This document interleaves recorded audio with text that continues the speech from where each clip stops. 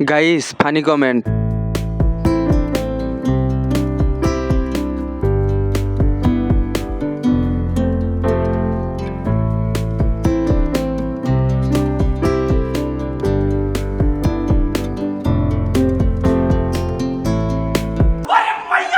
तो चलिए शुरू करते हैं। পমপমগুলো নাড়াচাড়া কম করো, খুলে পড়ে যাবে।